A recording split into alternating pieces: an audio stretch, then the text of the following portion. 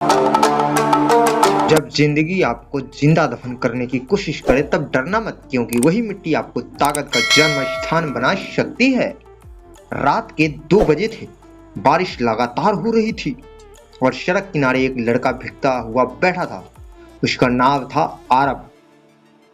उसकी आंखों में आंसू नहीं थे, क्योंकि वो रो रो कर थक चुका था।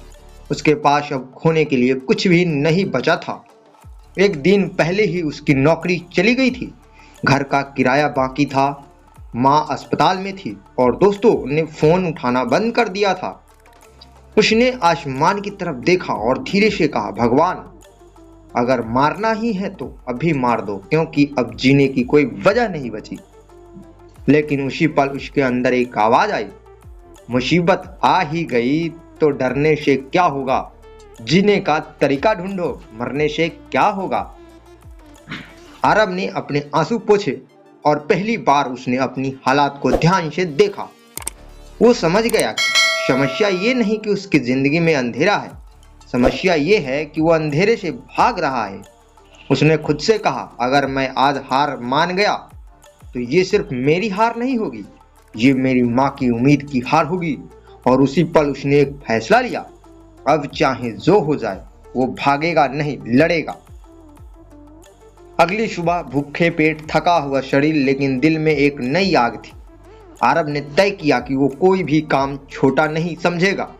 वो हर जगह गया, ऑफिस, दुकान, होटल, लेकिन हर जगह से एक ही जवाब मिला, अभी कोई काम नहीं है। शाम होते होते उसके पैर जवाब दे चुके थे, लेकिन इस बार उसने हार नहीं मानी। वो एक छोटे से ढाबे पर गया और बोला, भैया मुझे काम चाहिए, चाहे बर्तन ही क्यों ना धोना पड़े। ढाबे वाले ने उसे ऊपर से नीचे तक देखा और कहा, ठीक है, 200 रुपये रोज मिलेंगे, करना है तो कर। आरब मुस्कुराया, करना है। अब हर दिन उसकी शुरुआत सुबह 5 बजे से होती थी और रात 11 बजे तक वो काम करता था।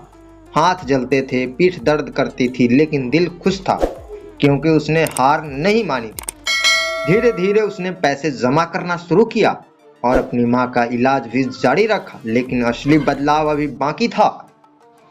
एक दिन ढाबे पर एक बिजनेसमैन आया। वो चुपचाप आरब को देख रहा था, उसकी मेहनत, उसकी ईमानदारी, उसका जज्बा। खाना खाने के बाद उसने आरब को बुलाया और पूछा, तुम यहाँ क्या कर रहे हो? आरब ने मुस्कुराकर जवाब दिया, सर, जिंदगी सिखा रही है। उस आदमी ने कहा, क्या तुम मेरे साथ काम करना चाहोगे? आरब चौंक गया, लेकिन सर, मैं तो कुछ भी नहीं जानता।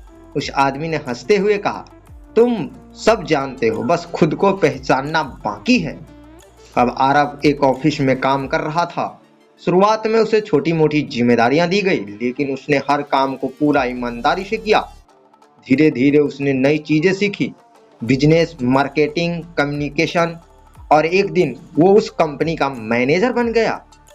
कुछ साल बाद आरब उसी सड़क पर खड़ा था जहां कभी वो भीगते हुए रो रहा था, लेकिन आज उसके पास सब कुछ था, एक अच्छी नौकरी, माँ पूरी तरह ठीक, खुद का घर और सबसे जरूरी खुद पर भरोसा। उसे आसमान की तरफ देखा और मुस्कुराकर कहा, धन्यवाद उस मुसीबत के लिए, क्योंकि अगर वो नहीं आता तो मैं आज यहाँ नहीं होता।